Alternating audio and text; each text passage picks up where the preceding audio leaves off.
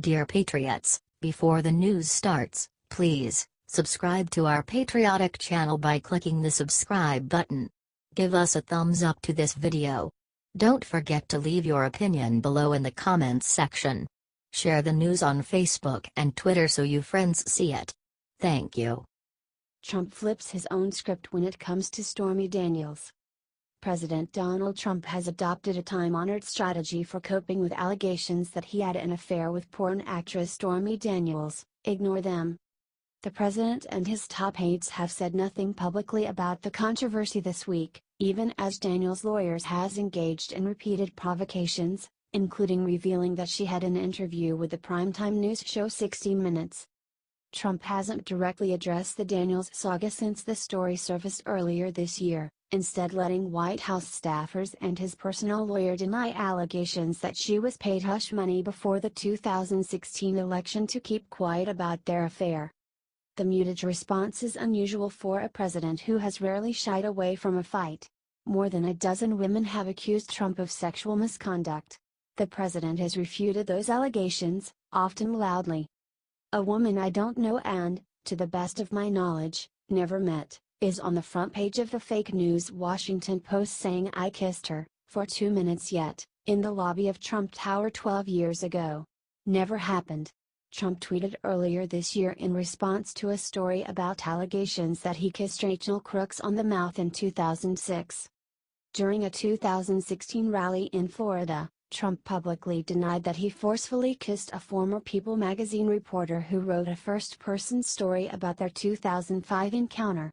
"Take a look, you take a look. Look at her words, you tell me what you think." "I don't think so," he said. But when it comes to Daniels, whose given name is Stephanie Clifford, Trump has kept his thoughts to himself, ignoring a shouted question from a reporter about Daniels on Saturday even after answering a separate question about North Korea. Some close to Trump said that was the only way forward, worrying that a public comment from the president would only amplify the scandal. "My advice would be, don't give a porn star looking for publicity any attention.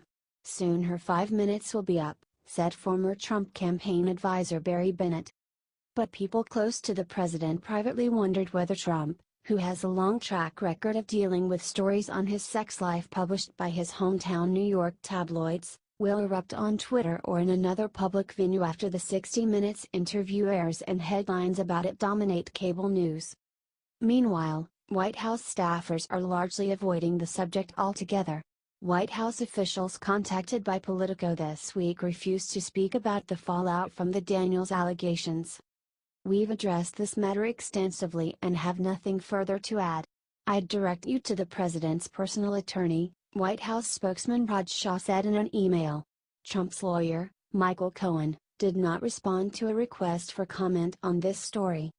Daniels claimed in a 2011 In Touch weekly interview, which the magazine published in full in February, that she had a sexual relationship with Trump beginning in 2006. Shortly after he married Melania Trump and around the time their son, Barron, was born. Earlier this year, the Wall Street Journal reported that Cohen paid Daniels $130,000 just days before the 2016 election. Cohen later said the money, paid through an LLC, came out of his own pocket, and he has insisted that he was not reimbursed by the Trump Organization or Trump's campaign. Even as Trump beefs up his outside legal team to combat Daniels' allegations, additional damaging stories are coming to light. Late Wednesday night, CNN and the Wall Street Journal reported on documents that appeared to tie the effort to silence Daniels to the Trump Organization, despite repeated efforts to distance the president from the $130,000 payment.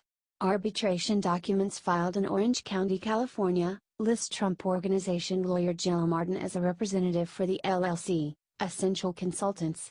Martin has said the Trump Organization was not involved in the issue. Daniels has hired a lawyer, Michael Avenatti, and has filed a lawsuit against Trump in a bid to nullify a non-disclosure agreement meant to keep her from talking about the alleged affair. Through Avenatti, Daniels offered earlier this week to repay the money in exchange for being let out of the non-disclosure agreement. Last week, Avenatti tweeted out a picture of him with his client and Anderson Cooper, who had conducted the interview with Daniels for CBS 60 Minutes. No air date has been set, though, as CBS says it is working to verify Daniels' claims. The only reason it hasn't run is that there's still a lot of journalistic work to do, CBS News chief David Rhodes said on a panel in Jerusalem this week. And BuzzFeed is using a separate libel lawsuit filed against them by Cohen in connection with the 2016 dossier on Trump's links to Russian operatives to potentially allow Daniels to discuss the alleged affair. The relative quiet from the White House about Daniels is not unusual. Past presidents have sought to ignore scandals in hopes that they would go away, though Bill Clinton's effort to diffuse questions about his involvement with Monica Lewinsky by claiming he didn't have sex with her ultimately led to his impeachment trial on perjury charges. White House Press Secretary Sarah Huckabee Sanders hasn't been asked about Daniels at her televised briefing since last week, when she said that Trump has made very well clear that none of these allegations are true, adding, "This case has already been won in arbitration and anything beyond that, I'd refer you to the president's outside counsel." Sanders continued, "There was no knowledge of any payments from the president." But Trump's propensity to stretch the truth makes it harder to sustain a denial in public, crisis managers said, especially given the precedent set by the infamous Access Hollywood tape recording of Trump bragging in 2006 about groping women. There is no crisis management strategy that can be recommended to President Trump on this issue because of his history of lying and denying what everybody knows to be true, said Laney Davis, a former Clinton White House legal advisor. The public may also have an easier time following a sex scandal than the ins and outs of other scandals facing the administration, including the Russia investigation overseen by special counsel Robert Mueller. "The public understands a good old-fashioned sex scandal," said Andrew Gilman, president of the consulting firm Comcor, who has worked with major corporations as they cope with international crises. Gilman added that Trump's team needs to get its story straight before more revelations come to light. "At this point, if I'm the White House," he said, "I'd put everyone in the proverbial war room and say, 'Who knows what?' and get all the facts on the table." Darren Samuelson and Jason Schwartz contributed to this story.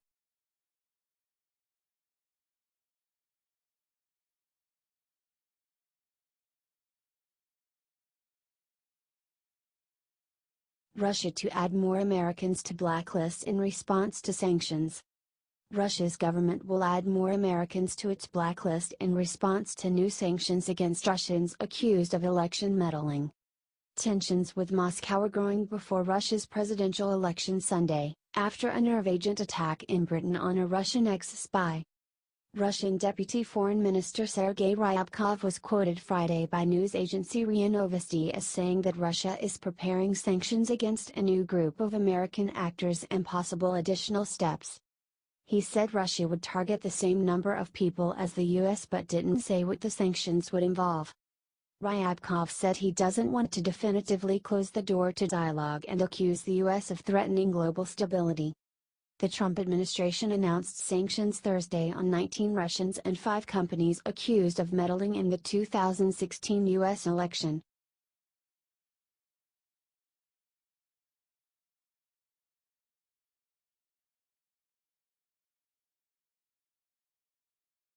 Pruitt huddled with coal exec who raised over $1 million for Trump. EPA Administrator Scott Pruitt met with an Indiana coal executive last year who was seeking to soften a pollution rule, and who once boasted about raising more than $1 million for President Donald Trump's campaign, according to documents provided to Politico. The records, obtained by the Sierra Club through a Freedom of Information Act lawsuit against EPA, show that Stephen Chancellor, CEO of White Stallion Energy, met with Pruitt on May 22, 2017 for a courtesy call and introductory meeting. Pruitt has met regularly with GOP heavyweights ahead of what many expect to be a 2020 Senate run. He has also met with investors connected to Republican mega-donor Sheldon Adelson as well as key conservative groups like the Family Research Council and Federalist Society. Chancellor is also the head of the American Patriot Group, whose corporate headquarters in Evansville were designed to mimic the White House, and which owns White Stallion Energy, which mines coal from 5 sites in the Illinois basin. He hosted a $10,000 per couple fundraiser with Donald Trump, Mike Pence and Rudy Giuliani in August 2016 that he said raised north of $1 million. He later attended Trump's inauguration, where he was spotted shaking Pence's hand. A longtime powerhouse GOP fundraiser in the Hoosier State, Chancellor in the 2000 campaign hosted an event headlined by George H. W. Bush. And he and his company, Black Beauty Coal, which was later sold to Peabody Energy, directly gave a combined $310,000 to Republicans, The Washington Post reported at the time. Chancellor then served Bush's Energy Department transition team. He also raised more than $1 million for Mitt Romney in 2012. Chancellor petitioned the EPA in December 2016, asking the agency to soften a rule designed to curb pollution that floats across state lines. An update to the rule approved by the Obama administration could significantly impact Indiana Utilities' reliance on coal produced from his mines, Chancellor wrote. EPA has not yet responded to Chancellor's petition or any of those regarding the update, the agency confirmed. Also in the meeting was Rasheed Holloway, a former aide to Indiana Senator Evan Bayh who went on to work directly for Chancellor and now represents him as an outside lobbyist. His client list also includes the American Coalition for Clean Coal Electricity. It is unclear whether Pruitt and Chancellor discussed his petition. Calls to Chancellor's office were not returned, and EPA did not return a request for comment.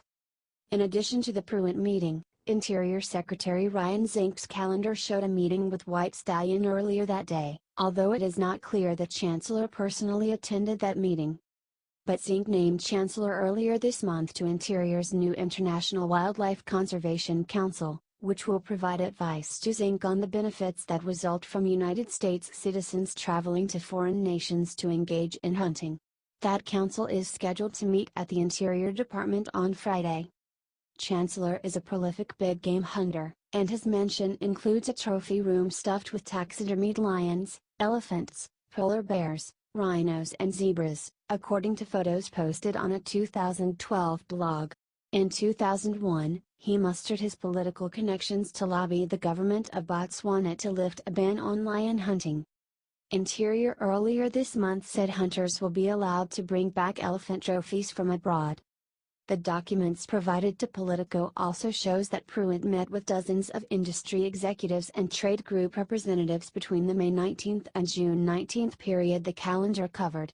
And he had phone calls with GOP governors, attorneys general and lawmakers. He saw public health groups twice. Pruitt also heard a pitch from executives of the water treatment technology company Reliable One Resources, which appears to have arranged a meeting through a former lawyer for Devon Energy Corporation, the oil and gas company Pruitt had close ties to in his political career in Oklahoma. EPA has fought routine requests for Pruitt's schedules, turning them over only when forced by the courts after lawsuits brought by environmental or government transparency organizations. EPA posts a far less comprehensive version of his calendar online every few weeks, omitting names and discussion topics. The new releases keep lunch and travel details confidential, a practice the Pruitt EPA has long followed. The schedule released by EPA also did not reveal Pruitt's activities while representing the U.S. at a major international meeting in Italy, a trip that drew criticism because of its high travel costs and his policy of flying first class or business class. Pruitt and his staff spent $36,000 on a military jet to New York to catch a plane to Rome following a last-minute invite to an infrastructure event in Cincinnati with President Donald Trump. Pruitt tracked up another $7,000 in flight costs associated with the trip, including a business class ticket on the premium Emirates airline. The agency redacted information about meetings or events for 2 days of the trip and left another day's entries blank. The calendars offer no explanation for why Pruitt arrived several days early for the meeting of G7 environment ministers. He spent the first part of his trip in Rome and departed Bologna shortly after the meeting there began to return to Washington to attend a much-publicized meeting at the White House where cabinet secretaries praised Trump. Pruitt's public schedule listed only a meeting with the U.S. Embassy and then a business roundtable on his first afternoon in Italy. According to Pruitt's Twitter account, he kept a busy schedule in Italy before and during the G7 gathering, including meeting with executives from U.S. companies, touring the Vatican and meeting with a top church official, discussing rule of law with Luciano Panzini, the president of the Court of Appeal in Rome, attending a prosciutto and pasta reception, meeting with Therese Coffey, a Conservative Party member of the UK Parliament, speaking about air quality and baseball with Japanese Environment Minister Koichi Yamamoto, and meeting on stewardship with UPS, Sealed Air, City and the U.S. Chamber.